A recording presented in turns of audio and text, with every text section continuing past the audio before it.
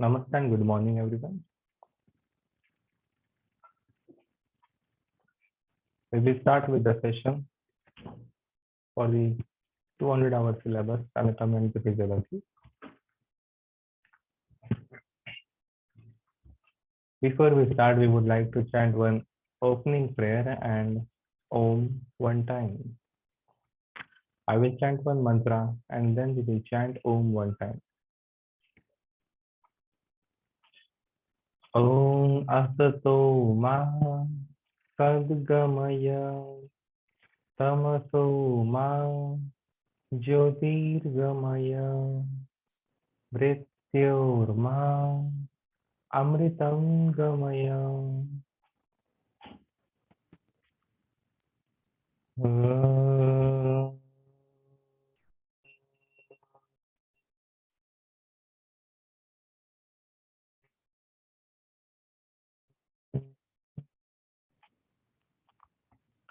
Om Shanti Shanti Shanti.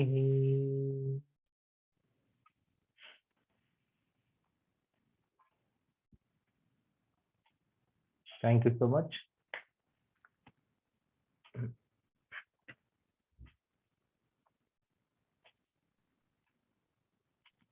Morning. Morning. Hope I'm audible now. Yes. We have just completed the opening prayer now and one Om. We will start with the session right here. What we have studied yesterday, Magda, do we remember?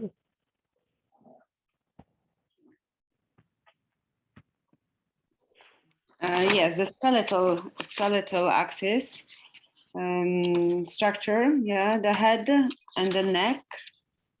And what else did we finish? Go through my notes.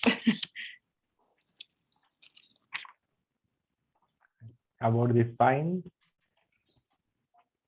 Yeah, we finished with ribs. Okay, so we did it with the ribs and with sternum and the spine. So we have studied yesterday about the axial skeletal system, the whole axial skeletal system, where we have seen the number of bones in our vertebra. How many are the number of bones in our vertebral column? In our spine? 26. How many number of bones are there in our cervical region of the vertebral column? In the cervical, seven vertebra. Yes, and how many in the thoracic region? And 12 in the thoracic. In the lumbar? In lumbar, 5. Yes.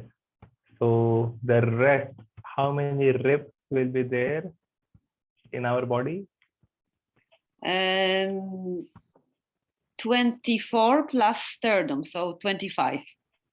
Yes, so sternum is a different bone and the 24 are the ribs. Yes. Why Yes. there are 24 ribs? Because we have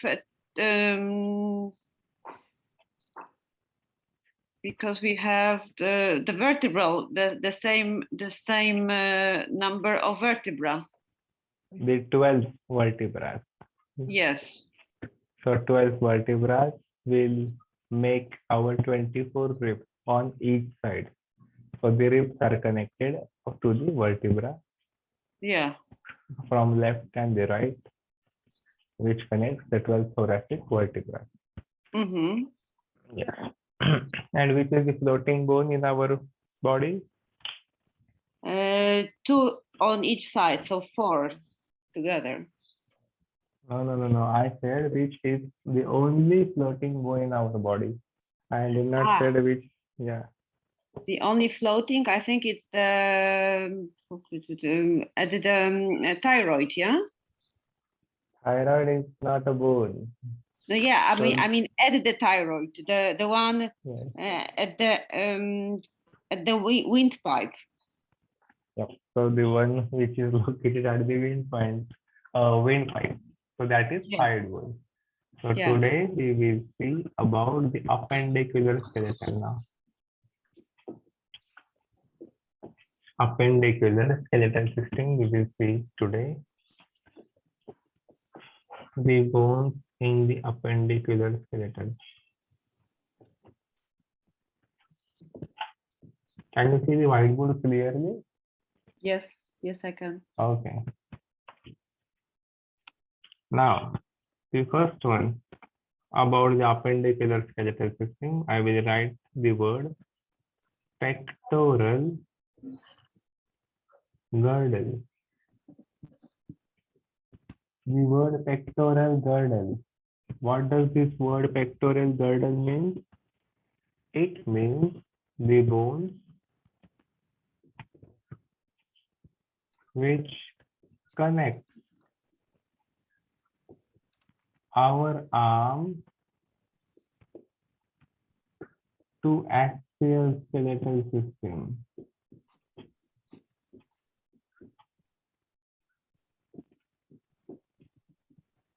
So the pectoral girdle, this word means the bones which connects our arm to the axial skeletal system is known as pectoral girdle. So here you can see your arm, which you can move to the lateral side of the body when you spread your arms wide. So these arms are the part of appendicular. That means it does not lie in the one axis of the body. So there will be some bones which connect these arms over here to the axial skeletal. So what are those two bones which connect our arm to the axial skeletal? That is our scapula, means our shoulder blade, and one is our clavicle, that is our collarbone.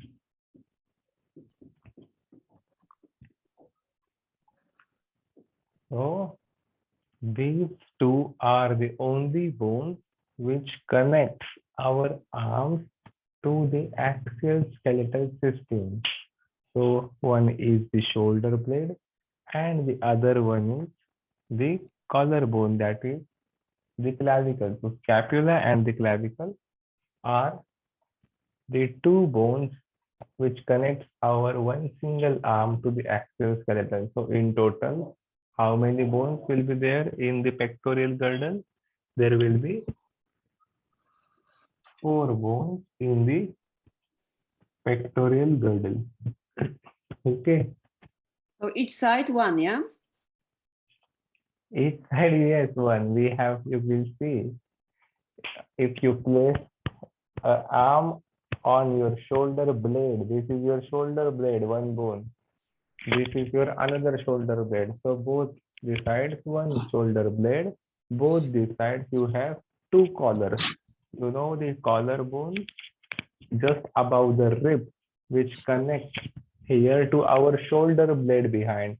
So this shoulder blade and this collarbone will connect our whole arm to the axial skeletal system. Mm-hmm. Okay. Yeah. Got it? Now, yes, we will move further. These collarbones and the shoulder blade connects our arm, which makes our ball and socket joint. That also we will see. So these are the important joints in our body.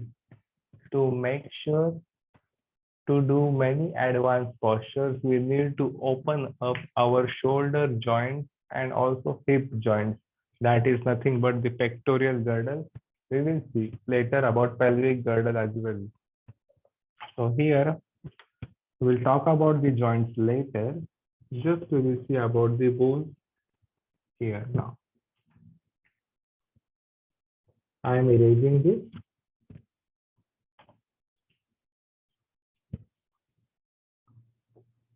So this is the part of appendicular skeletal. It starts now. Number 2. I'm gonna write here the bones in our arm?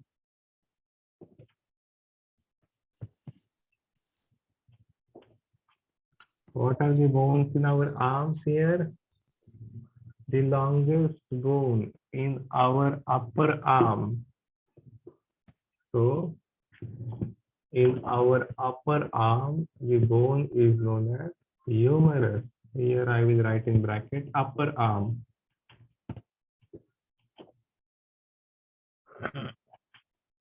Longest bone in our upper arm is known as humerus. How many bones you find in your upper arm? There is only one single bone in your one single arm. So you will have this humerus, two bones in two arms. Now, the bones in your forearm, we will see. So we have the bones radius and ulna. These are the bones in your forearm.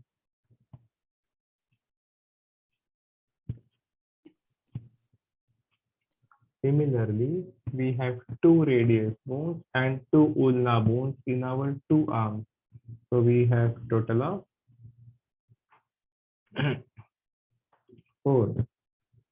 Which one is the radius and which one is the ulna bone? How do we know this?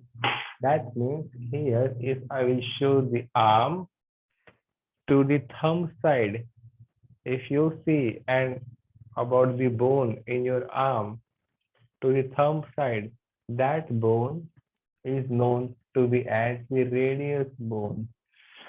That bone is known to be as the radius bone. The radius bone is towards the thumb side, where the ulna bone is at the back side or towards the lateral side. So radius bone is towards the thumb side, which is one of the strongest bone in our forearm. So like the postures when we practice in the yoga, like arm balancing postures, for example, we can practice handstand, we can practice even chaturanga dandasana, not only arm balancing posture, but here the pressure is on our, or the weight of the body is being carried by the radius. So like even the crow pose, even the crane pose like Bakasana and everything, these postures, or even Kukutasana, even Tulasana, when we lift our body up in the Padmasana. So when we do any arm balancing posture, the weight of our body is carried by our radial bone. So radial bone is one of the strongest bone in our whole arm. I repeat, so you can write it down. Okay, clear these things up till here. We have the humerus, radius, ulna bone is at the side, radial bone towards the thumb side. Then we have the next, those we call as wrist bones. So the wrist bones are known as carpals. Carpals are found in our wrist.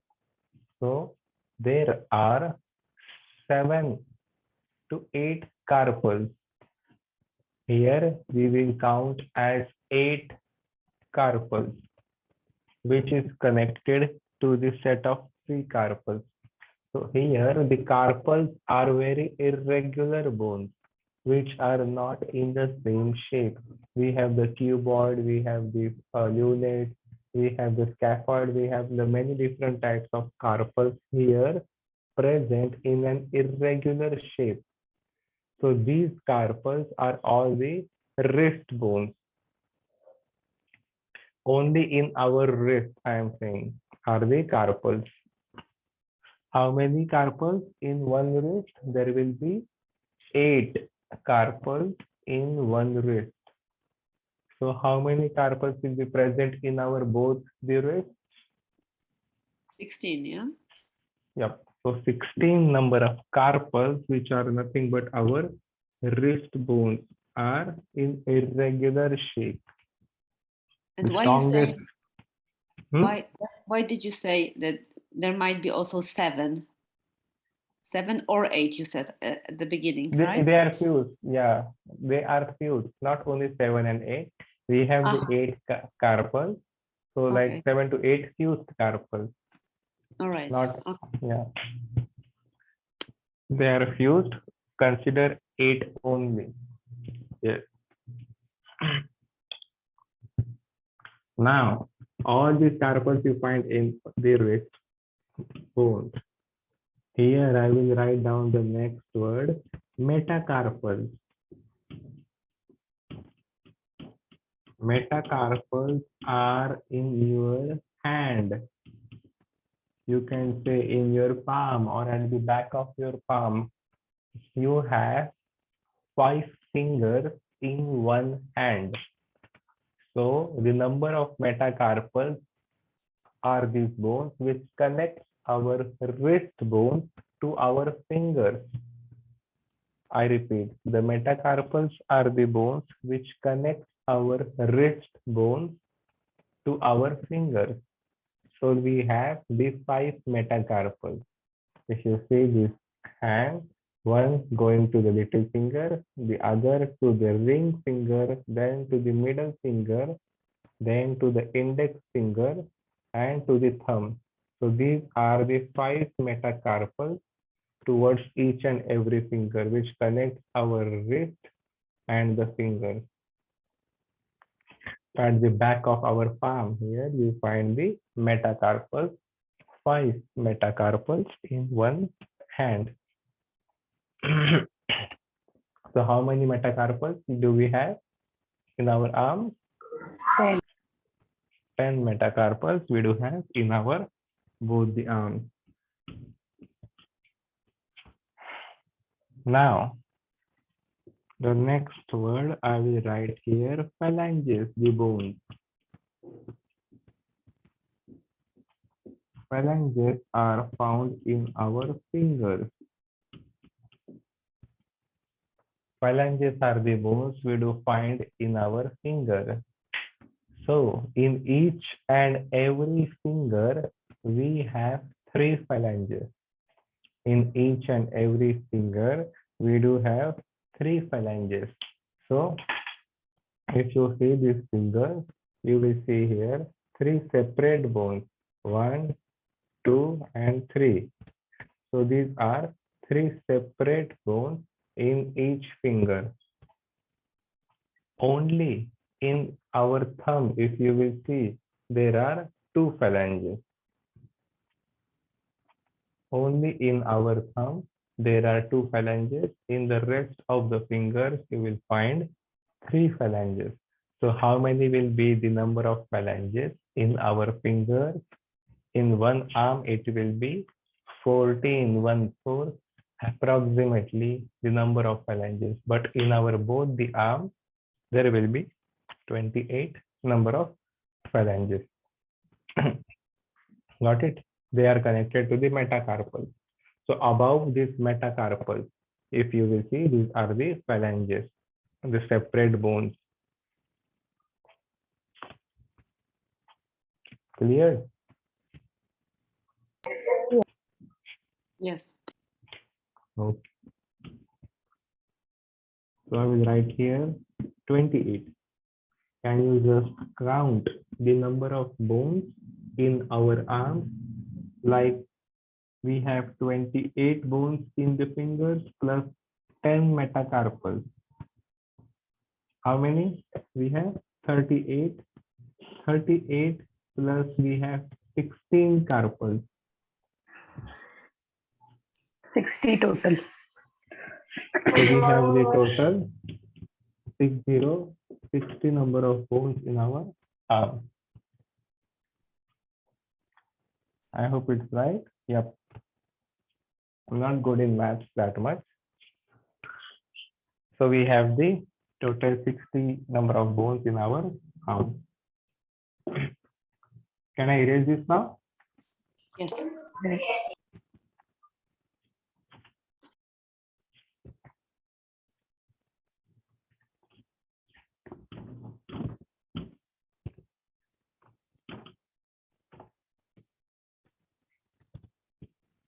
Now we will see the next, that is the pelvic girdle. Pelvic girdle are the bone in our buttock or bone which connect our leg to axial skeletal system.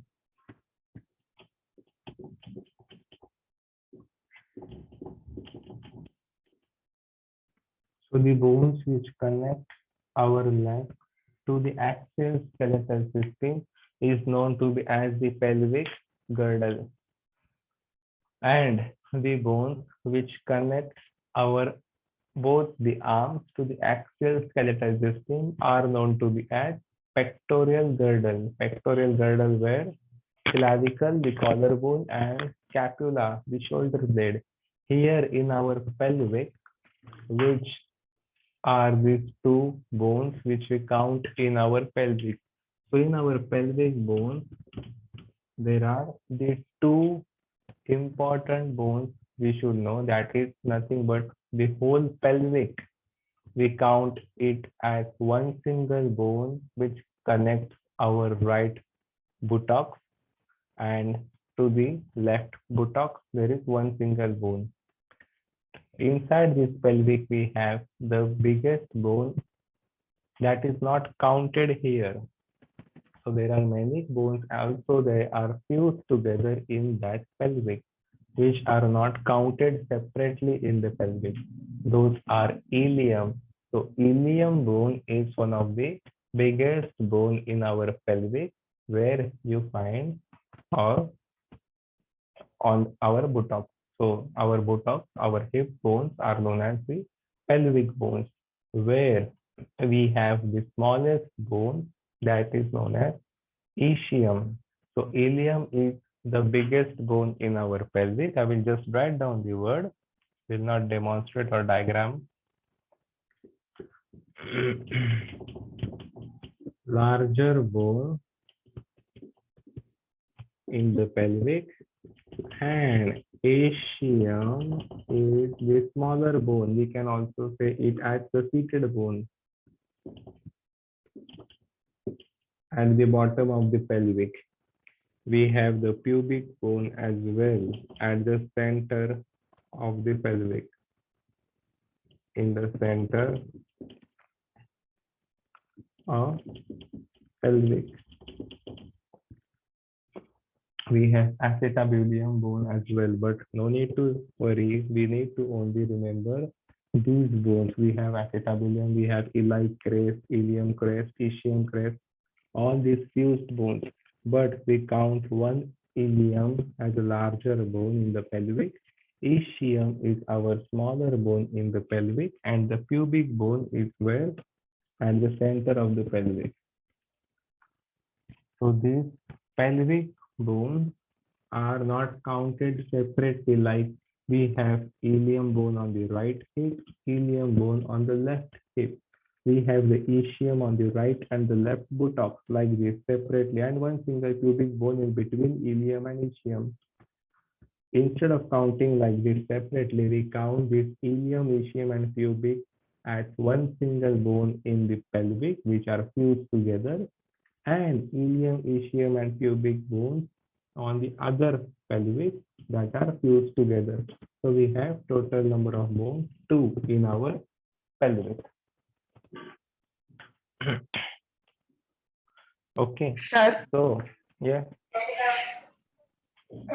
sir, this fused bone are considered into the total count of bones in the body? No, they are No, not right? considered yet in the total count of the bones in our body. They are not considered. But we are just learning. I will not write it over here. We have 2 ilium, 2 ischium, 1 pubic. So total like 5 pelvic. girdles. We'll write only two. Our left buttocks and right buttocks will make our two pelvic bones. To speak to speak about the pelvic bone, this is one of the most important and the first important part in our whole body apart from back and spine. Always remember, more than this, whatever I'm speaking now is more important to remember for you for your life. This is just for the exam. But if we study for our life, then we have to remember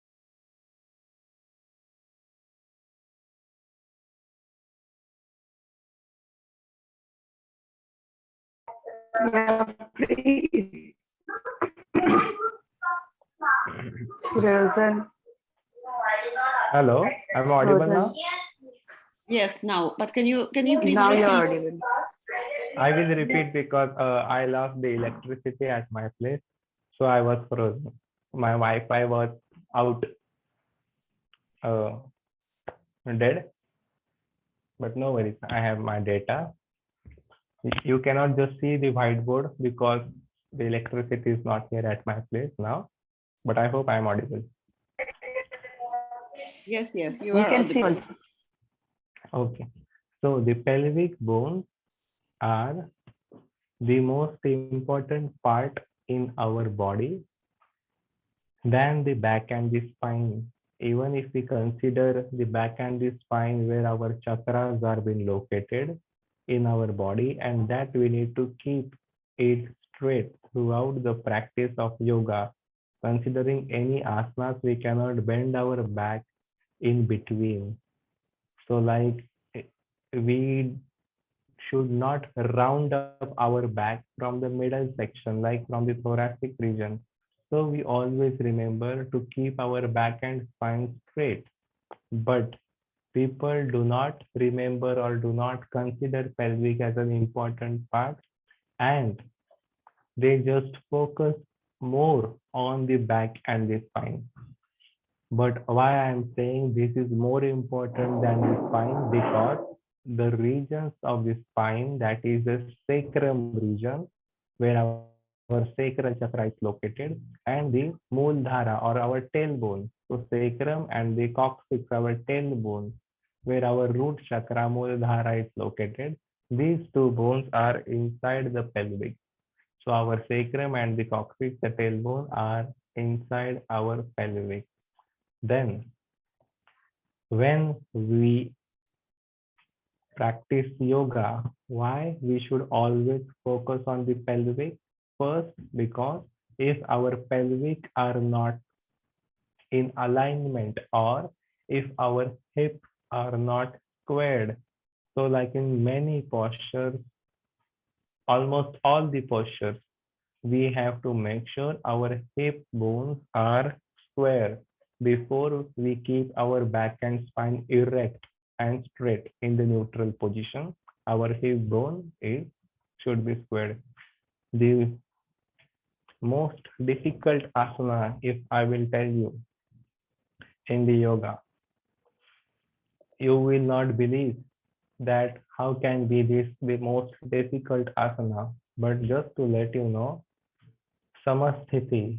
Have you heard this word or have you done this posture, Samasthiti? Yes. Yes. This is the one of the most difficult asana, the standing based position in the practice of yoga.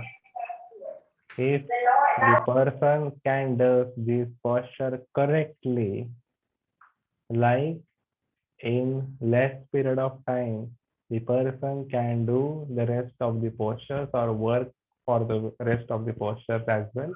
If the hips are being squared in the samasthiti only, the neutral position, how to keep the spine in the neutral position. Because in lots of people, I tell you, if you will sit in lotus pose or if you will sit in the Padmasana, half lotus, full lotus, have you noticed that your both the knees are not grounded, or maybe if they are grounded, then you have or you don't have any problem with your pelvic. But if both the knees are not grounded, then our hips are not squared. They are above, one is above and one is little bit below. So even standing in the samasthiti or doing or checking in the lotus pose. Yes, Shitaji. Sir, hip is not squared. You said what? Hip is not squared.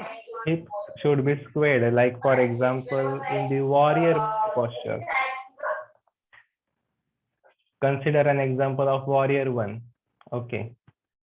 And in warrior one, we focus on the arms up, our legs back in the 45 degree, but we should not focus on the leg, on the foot first. Instead of focusing on the foot, we should focus on our hip.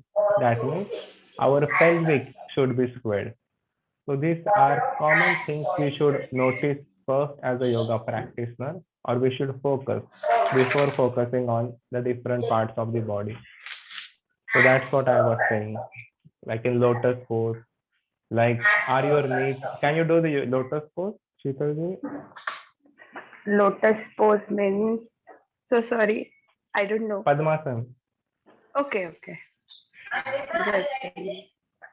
So about the Padmasana, I am, okay, are you demonstrating? Yes.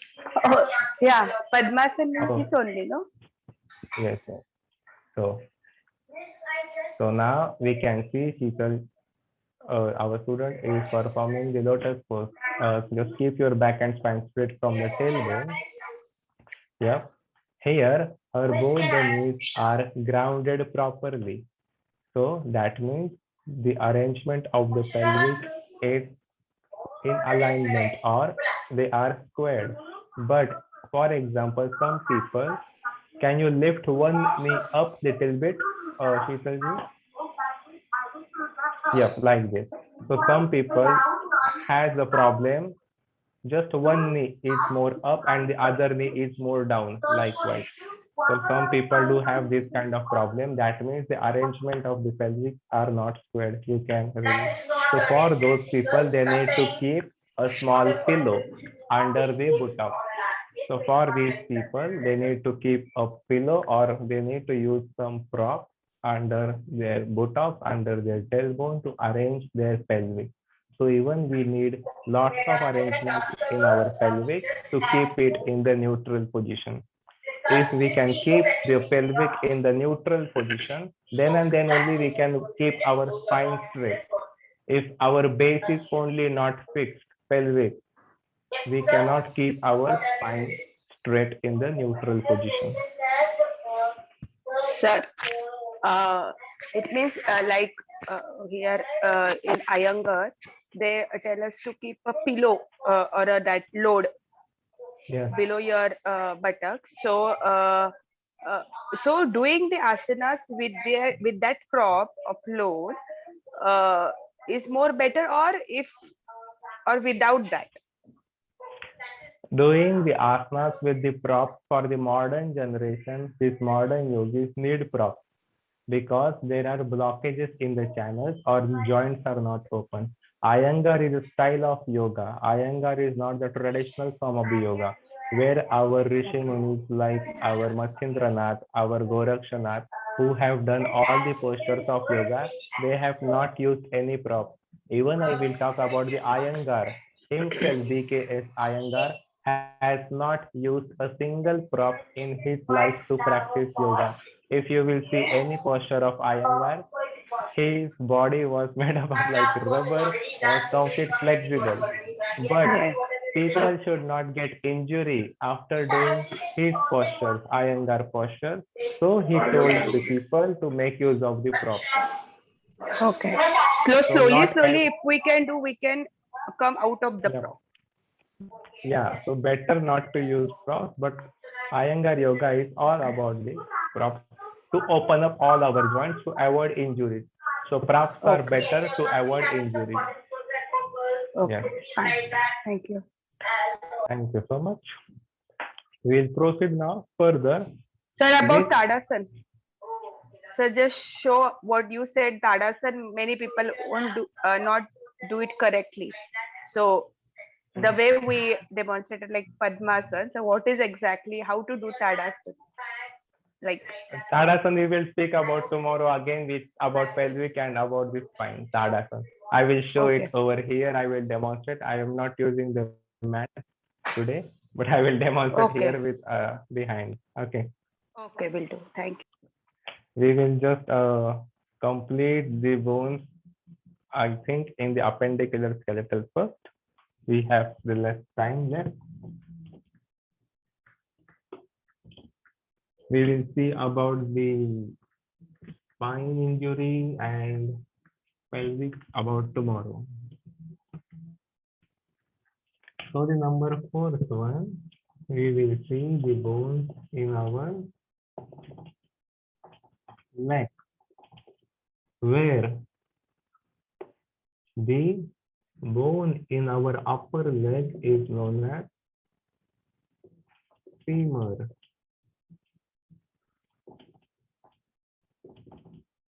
This is what? The longest bone in our whole body, the femur. Then the longest bone in our whole body, femur in the upper leg. Then we talk about the lower leg. We have the tibia and fibula. Before I will write about the lower leg, I will write the bone patella. In between our upper leg and lower leg, we have the kneecap. Our kneecap is being connected with the number of ligaments. Basically, 4 ligaments connect our femur and the bones or the patella to our femur and to our lower leg. We have the lower leg, that means our tibia and fibula. So tibia and fibula are the bones in our lower leg. We have 2 femur, 2 kneecap, 2 tibia, 2 fibula. Tibia is the strongest bone in our whole body.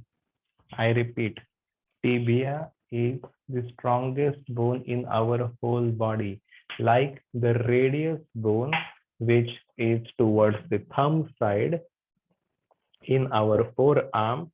Similarly, tibia is the bone which is towards the big toe side. So we have a big toe in the foot towards that side, towards the medial side of our body, we have the tibial bone. So tibia bone is what? It carries more than 60%. So more than 60% of the weight of the body is carried alone by the tibia. So this is one of the strongest bone in our whole body. Even now I am standing, the weight of the body is being carried by more by the tibia in our legs. One of the strongest bone in our shin. So we call this as our shin in the front part, towards the lateral side of the body, outside of the body. Like we have the ulna bone at the side. Similarly, at the outside leg, we have the fibula bone. So we have the fibula bone at the outer part of our leg, lateral side of the leg. Tibial bone is towards the medial side of the lower leg. Okay, up till here. Now, we have the bones in our ankles. Those are known as tarsals. We have 7 tarsals. So the bones in our wrist are known as carpals, and the bones in our ankles are known as tarsals. So we have 7 tarsals in our ankles, in one ankle. So in both the ankles, we have 14 tarsals. Then we have metatarsals. Similarly, like in the back of our hand, we have metacarpals. which connects our 5 fingers. Here we have metatarsals in our foot, which connects our 5 toes to the ankle. So the connection of the toes to the ankles is done with the help of the metatarsals. So we have the 10 toes in our legs. So we have, these are the bones in your feet, 10 metatarsals. And we have the phalanges. They are the same word, phalanges. In our toe, there are 28 phalanges. Okay. Can you see the whiteboard completely till the down? You can let me know. So we have the femur, patella, tibia, fibula, tarsals, metatarsals, and phalanges are the bones in our legs that completes our appendicular skeletal system for today. Got it up till here?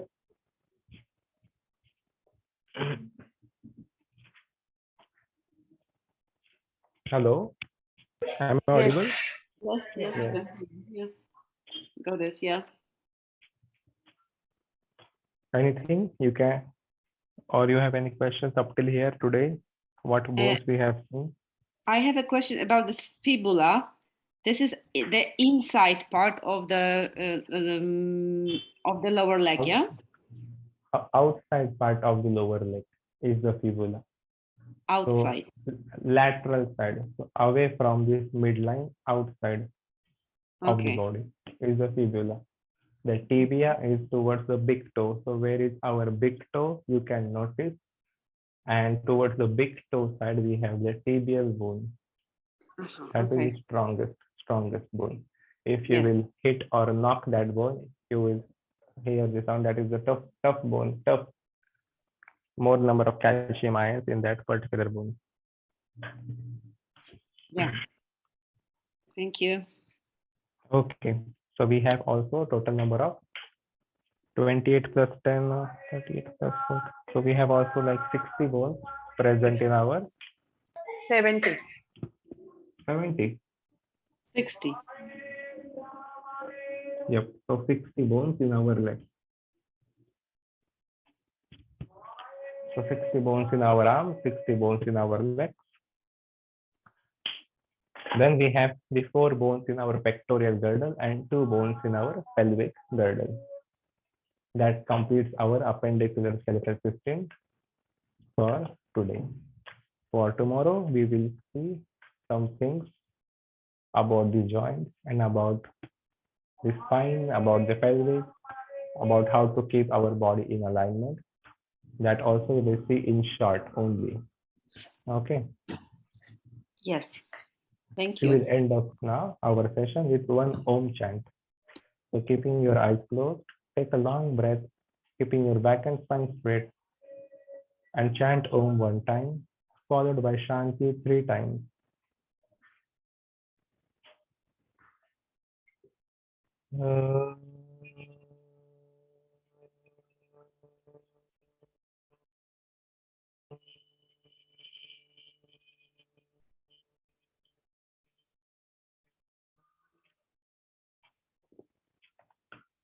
Om Shanti, Shanti, Shanti.